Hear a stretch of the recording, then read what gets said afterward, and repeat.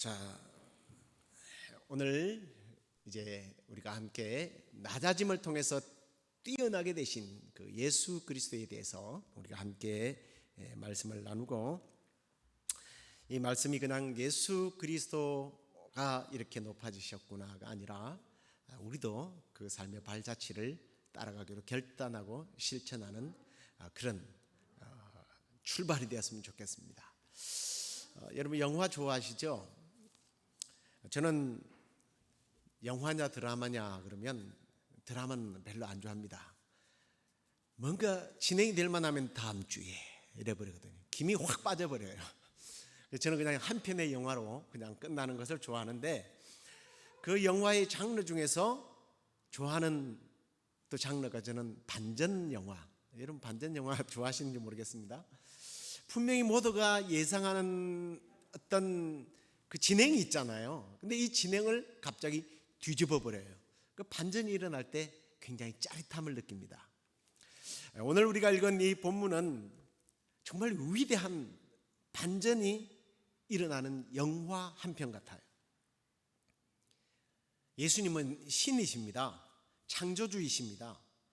근데 그 창조주가 자신이 창조한 이 피조물의 몸을 입고 이 땅에 왔다는 자체가 엄청난 사건이요 낮추심인데, 하나님과 동등된 그런 위치에 계셨던 분이 자신의 영광을 내려놓고 이 땅에 오셨다는 그 자체만도 비극인데, 그 당시에 가장 저주스럽다고 생각했던 십자가에서 죽었단 말이에요. 이 일을 꾸몄던 사탄도, 그 일에 동참했던 악의 세력들도 자신들이 이긴 것으로 끝나는 줄 알았다는 겁니다. 그런데 오늘 9절에 보면 대반전이 일어나서 죽기까지 낮아지셨던 예수님이 부활하시고 말이죠, 하나님께서 지극히 높여 주셨다라고 기록을 하고 있습니다. 이 헬라어에서요, 이 지극히 높였다라고 하는 이 말은 그 당시에 사용하는 은으로서 표현할 수 있는 최상의 상태를 말합니다. 높다라고 하면 뭐 이게 개념이 좀 안 잡히니까 그 높은 데에서 더 이상 쓸 수 없는 용어, 이걸 지극히 높다라고 썼다라는 거죠. 그래서 이 말이 합성어인데요, 높다라고 하는 말과 이 위로라고 하는 휘페르와 히소스라고 하는 이 말이 섞여가지고 더 이상 높아질 수 없는 단계. 우리가 천사들이 예수님 오기 전 불렀던 찬송이 있지 않습니까? 지극히 높은 곳에서는 하나님께 영광이요. 이게 인간으로서 표현할 수 없는 지극해요. 우리 경상도 사람들이 이럴 때 이제 억수로 이러는데, 사실은 억수로보다는 더 높은 단계를 말합니다. 그런데 누가 이렇게 하나님의 반열에 높였다고 말합니까? 하나님이 그러셨다는 거예요.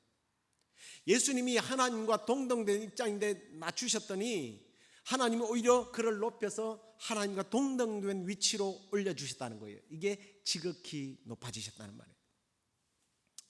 자, 성경에 보면요, 예수님을 표현할 때 뭐 많은 표현들이 있습니다만, 사도 바울은요 예수님을 아담이라고 표현을 했어요. 둘째 아담이라고 표현을 했습니다. 첫 번째 아담과 둘째 아담을 비교해 보면 오늘 이 말씀을 또 우리가 한편으로 이해하는 데 도움이 돼요. 첫 번째 아담은 하나님의 형상대로 지음을 받았습니다. 그런 피조물이에요. 그럼에도 불구하고 그는 감히 하나님과 동등된 위치를 차지하려고 하다가, 하나님의 영광을 탈취하려고 하다가 그런 죽음을 맞이하게 하게 되었고, 에덴 동산에서 쫓겨나는 비극을 맞을 뿐만 아니라 그의 모든 후손들이 죄인이 되고 말았습니다. 그런데 두 번째 오신 예수, 그분은 하나님과 동등된 수준이에요. 피조물이 아니에요. 창조주예요. 그런 분이 스스로 낮추어서 십자가에 죽기까지 복종했더니 하나님께서는 우리 언어로는 설명할 수 없는 그런 높은 단계로 높여주셨다는 거예요. 그런데 우리는 그렇구나, 예수님은 정말 높아지셔서 하고 끝나면 좋겠는데, 사도 바울이 2절에서 너희는 이 마음을 품어라. 다시 말하면 이 예수 그리스도를 본받으라고 말하고 있다는 거죠. 우리가 일상생활 속에서 정말 예수님을 본받아서 산다는 게 얼마나 힘들어요? 가장 힘든 부분이 낮아짐의 본을 받는 거예요. 우리가 때로는 그래 나도 겸손하게 살아야지 라고 말은 하는데 시간이 지나다 보면 자신의 세력이 커져요. 주위에 사람이 모여요. 사람들이 막 박수를 보냅니다. 찬사를 보냅니다. 돈이 모아져요. 그리고 권력이 올라가요. 그러면 사람은 낮아지기보다는 목에 점점 힘을 주기 시작합니다. 그래서 어떤 사람은 그렇게 표현해요. 하나님께서 차라리 그에게 권력을 안겨주지 않았다면, 하나님께서 차라리 그에게 돈을 주시지 않았다면 좋았을 뻔했다라고 하는 소리까지 듣게 됩니다. 왜 그래요?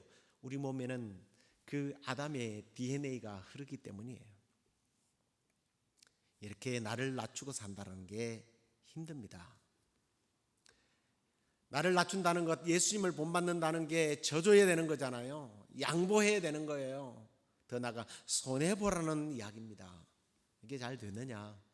솔직한 고백으로 목사님 저도 잘 안 돼요. 왜냐하면 세상 문화가 그래요. 세상 문화는요, 붙잡아야 돼요. 쟁취해야 돼요. 군림해야 됩니다. 나서야 돼요. 그래야 실력 있다는 소리를 듣게 됩니다. 좋은 평판을 얻게 됩니다. 지도자라는 소리를 들어요. 승리했다고 그래요. 그런 사람을 우리는 성공자라고 부르기 때문입니다. 이렇게 몸부림친 삶을 살아간 사람의 이야기가 성경에 나와요. 여러분이 잘 알다시피 야곱입니다. 이 사람은요, 뱃속에 있을 때 하나님께서 너는 크게 될 거라고 복 주겠다고 하나님이 약속한 아이였어요. 뭐 이런 표현이 좀 이상할지 모르겠습니다만 이 야곱은요, 안 될래야 안 될 수 없는 사람이에요. 잘 될 수밖에 없는 사람이에요. 근데 보세요, 하나님이 일할 만하니까 팥죽으로 형의 장자권을 사버려요. 또 조금 시간이 지나서 하나님이 이제 일하실 만하면 아버지와 형을 속여가지고 장자권을 빼앗아요. 그 결과가 뭡니까? 결국 도망자가 되는 거예요. 근데 이 사람이 기질 자체가 워낙 좀 이런 이상한 기질이 있다 보니까 삼촌 집에 가가지고 삼촌 재산을 다 자기 것으로 만들어요. 요즘 식으로 말하면 유전공학을 이용하잖아요.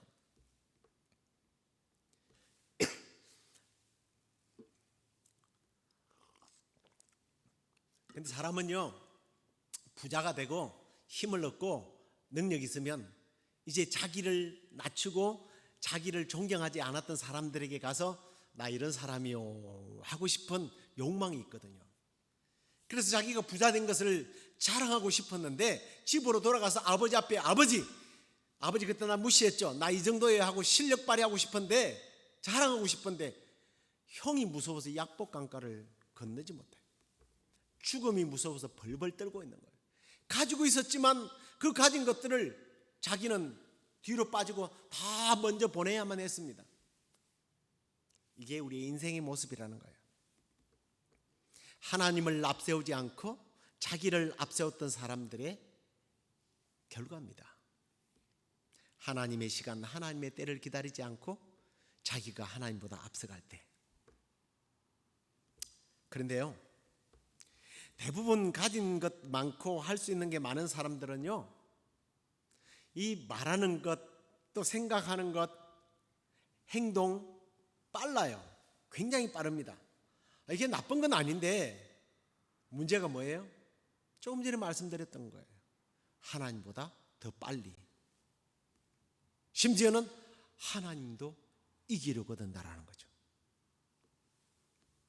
그러면 그 결과로 더 많이 거두고 누리고 살아야 하는데, 인간의 역사를 보면, 성경의 역사를 보면 이상하게도 낮아지고 양보하고 뺏긴 사람들이 오히려 위로 올라가는 거예요. 누가 그렇게 살았어요? 야곱의 아버지가 그렇게 살았잖아요. 이삭이 그렇게 살았어요. 우물에 물이 많이 나오니까 사람들이 시기 질투를 해서 흙을 채워버려요. 그래서 딴 데 가서 우물을 팠더니 아니 우리 시애틀 같고 한국 같은 곳이 아니에요. 그곳은 아무 데나 판다고 물이 나오는 곳이 아니에요. 그런데 물이 막 솟아 나오는 거예요. 그러니까 이제 아예 자기들도 필요하니까 빼앗아요. 그래 가져라. 그리고 또 가서 물을 파요. 우물을 파요. 그럼 또 나와요.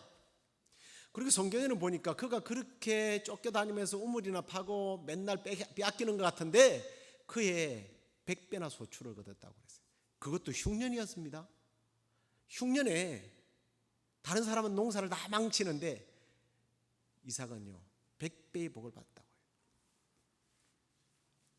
해요. 왜 그런 일이 일어나는가?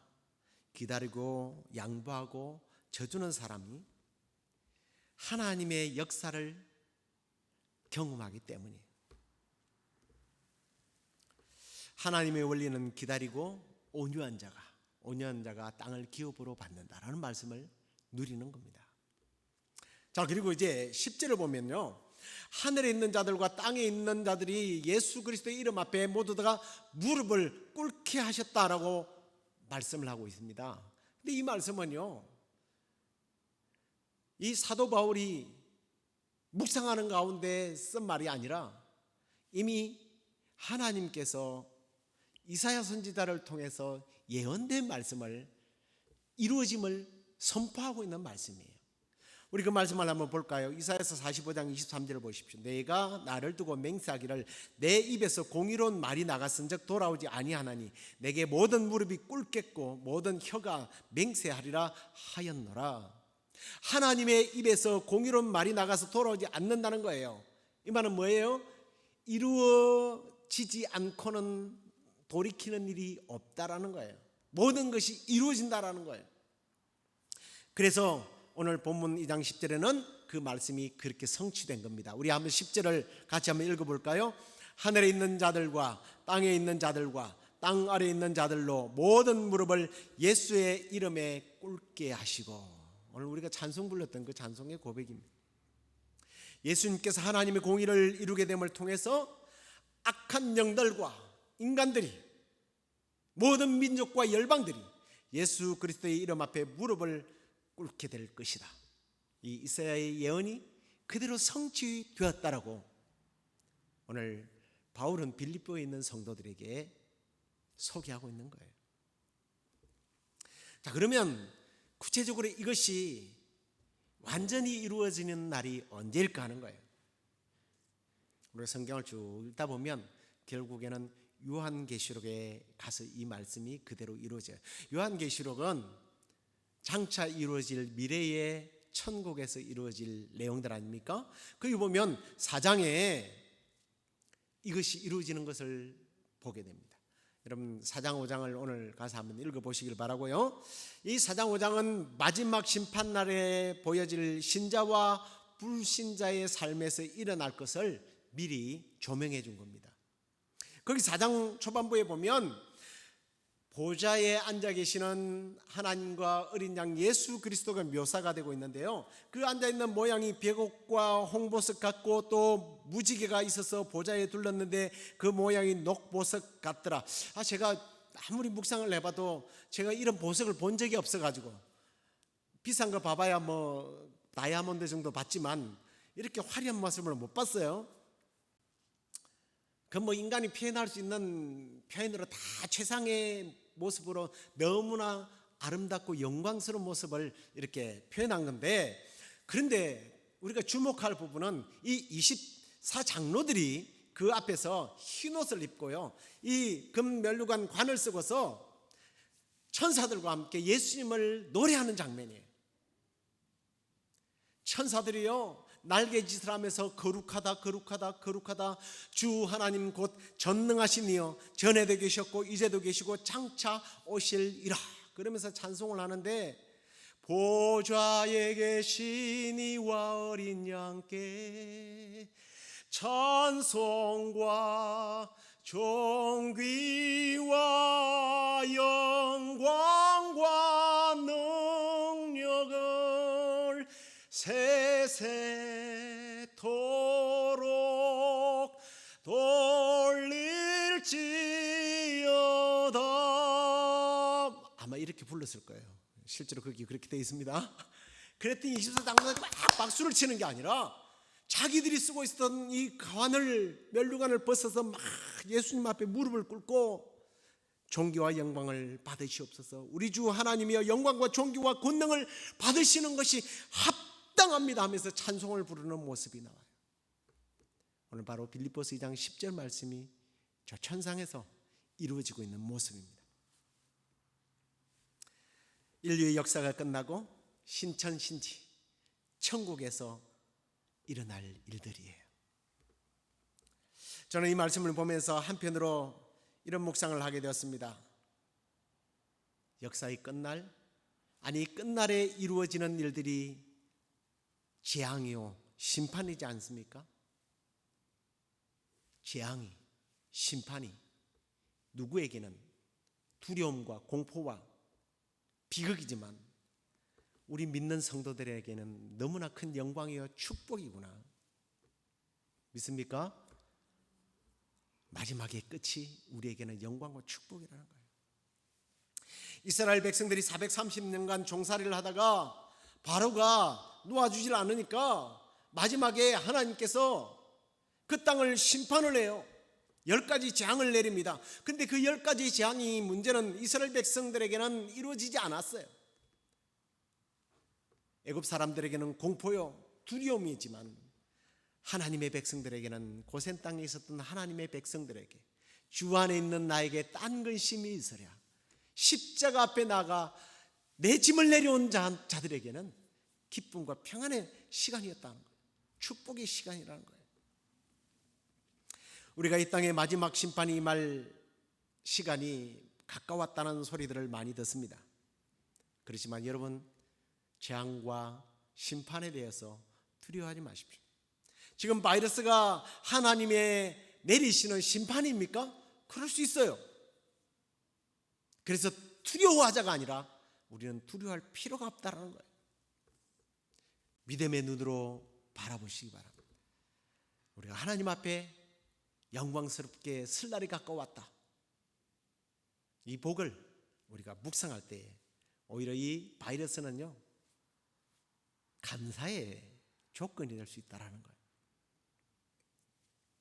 우리에게 심판과 재앙이 있을 수 있지만 소멸이 아니라 그 심판의 끝에는 오히려 형용하고 표현할 수 없는 엄청난 복으로 연결되는 줄로 믿습니다.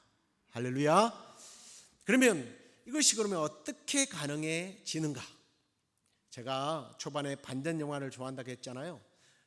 거기에 이제 액션이 가미가 되면 너무너무 좋아합니다. 주인공이 맨날 악인들에게 당하고 사는 것 같은데 끝에 가서 확 뒤집어서 승리할 때 쾌감이 있어요.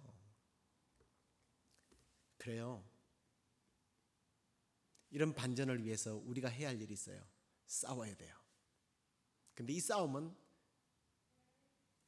특이한 싸움입니다. 왜 특이하느냐? 내가 피 터지게 싸우는 것이 아니라 이미 싸워서 승리한 그 예수 그리스도를 나의 구주로 고백하는 순간, 의지하는 순간 그냥 이겨버리는 싸움이기 때문에 진짜 반전인 거죠. 내가 죽기 아니면 까무러치기로 싸워서 승리할 수 있다면 사탄에게 우리는 게임이 안 돼요. 나의 능력과 수준은요 사탄에게 이길 실력이 안 된단 말이에요. 그래서 하나님께서 예수 그리스도를 이 땅에 보내셔서 미리 그 싸움을 싸우게 하시고 이겼어요. 세상에서 너희가 환난을 당하나 담대하라, 내가 세상을 이겼다. 주님이 이겨버린 거예요. 그러면 우리의 싸움은 뭐가 있어요? 내가 예수 그리스도를 얼마나 붙잡느냐, 이 싸움이에요. 내 전 삶을 얼마나 예수 그리스도에게 밀어넣느냐, 이 싸움이라니까요. 이게 어떻게 싸움이냐? 이 싸움이에요. 이거 영적 전쟁이에요. 해봐서 알잖아요. 흐리멍텅하게 산다고 그게 가능합니까?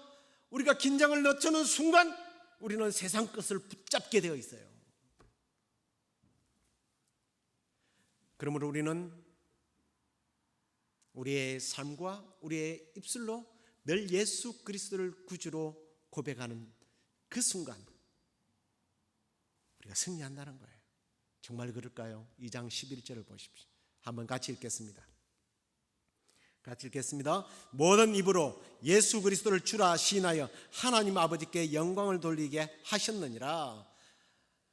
영광과 존귀와 권능을 받으실 분에게 우리도 24 장로들처럼 나아가서 승리의 노래를 부를 수 있는 자격자는 모든 입으로 예수 그리스도를 주라 시인한 사람이라는 거예요. 지금도 그래서 하나님께서 우리에게 요구하는 것이 있다면 우리의 입으로 예수 그리스도를 주로 시인하는 거예요. 그분이 나를 위하여 십자가에서 죽으시고 나의 모든 죄의 값을 치루어 주셨습니다. 주님만이 나의 그리스도십니다. 메시아십니다. 내가 주님만 의지합니다. 이 고백이 필요하다는 거예요. 이 고백을 통해서 최후의 승리자가 되는 그런 영광을 차지하시기를 주의 이름으로 축원합니다. 이제 말씀을 정리하고 마칠게요. 하나님과 동등된 위치에 있었던 예수님이 자신을 높이지 않고 죽기까지 복종했을 때 오히려 하나님은 그를 지극히 높여서 하나님과 같은 반열에 다시 세우시고 모든 이름과 열방들이 그리고 영적인 세계가 사탄이 예수 그리스도 앞에 무릎을 꿇게 하는 대반전 드라마가 일어났습니다. 근데 사도 바울이 뭐라고 그랬죠? 너희도 본받아라.